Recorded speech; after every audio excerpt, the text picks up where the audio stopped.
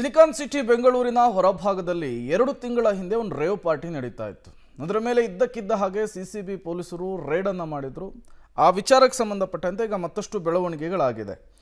Party ಮಾಡಿ ನಶೆಯಲ್ಲಿ ತೇಲಾಡಿ ತಗಲಾಕೊಂಡಿದ್ದಂತಹ drugs party ಪ್ರಿಯರ ವಿರುದ್ಧ ಈಗ ಸಿಸಿಬಿ ಚಾರ್ಜ್ ಶೀಟ್ ಅನ್ನು ಸಲ್ಲಿಕೆ ಮಾಡಿದೆ. ಅರ್ಥಾತ್ ದೋಷಾರೋಪ ಪಟ್ಟಿ ಸಲ್ಲಿಕೆ ಆಗಿದೆ. ರೆಸಾರ್ಟ್ನಲ್ಲಿ ಪಾರ್ಟಿ ಮಾಡ್ತಾ ಇದ್ದಾಗ ದಾಳಿ ಮಾಡಿದ್ರು ಸಿಸಿಬಿ ಅಧಿಕಾರಿಗಳು.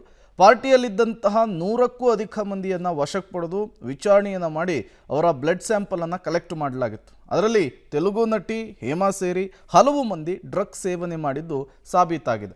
ಪಾರ್ಟಿಯಲ್ಲಿ ಸಿಕ್ಕಿಬಿದ್ದ ತೆಲುಗು ನಟಿ ಹೇಮಾ ಮಾತ್ರ ಆಡಬಾರದ ಡ್ರಾಮಾ ಮಾಡಿ ಏನು ತಪ್ಪಿಸ್ಕೊಳ್ಳೋದಕ್ಕೆ ಏನು ಬೇಕೋ ಎಲ್ಲವನ್ನೂ ಕೂಡ ಮಾಡಿದರು. ಮೊದಲು ನಾನು ಪಾರ್ಟಿಯಲ್ಲಿ ಇರಲಿಲ್ಲ ಅಂಥೇಳಿ ತೆಲಂಗಾಣದ ನನ್ನ ಮನೆಯಲ್ಲಿದ್ದೀನಿ, ನನ್ನ ಬಗ್ಗೆ ಅಪಪ್ರಚಾರ ಮಾಡ್ತಿದ್ದಾರೆ ಅಂಥೇಳಿ ಬೊಬ್ಬೆ ಹಾಕಿದಂತಹ ತೆಲುಗು ನಟಿ ಹೇಮಾಳನ್ನು ಸಿಸಿಬಿ ಪೊಲೀಸರು ಬಂಧನ ಮಾಡಿ ಮೆಡಿಕಲ್ ಟೆಸ್ಟ್ಗೆ ಒಳಪಡಿಸಿ ಪರಪ್ಪನ ಅಗ್ರಹಾರದ ಜೈಲಿಗೆ ಹಾಕಿದರು. ಬಳಿಕ ಜಾಮೀನನ್ನು ಪಡೆದು ಜೈಲಿನಿಂದ ಹೊರಗಡೆ ಬಂದಿದ್ದರು ಹೇಮಾ.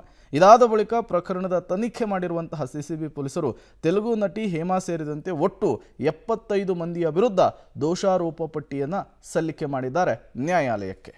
35 సంవత్సరాలుగా నేను సంపాదించుకున్న పరువుని ఎలా భూస్థాపితం చేశారో మీ అందరికీ తెలిసిన విషయమే. అది లా అండ్ ఆర్డర్ కి సంబంధించిన విషయం గనక నేను వెంటనే బయటికి రాలేకపోయాను. నేను ఏం జరిగిందని చెప్పలేకపోయాను. సో కోర్టు వ్యవహారాల సంగతి మీకు తెలిసిందే గనక చాలా టైం పడుతుంది బయటికి రావడానికి. సో వచ్చినప్పుడు నేను డెఫినెట్ గా ఒక ప్రెస్ మీట్ పెట్టి ఏం జరిగింది అనేది అనౌన్స్ చేస్తాను. నా బాధ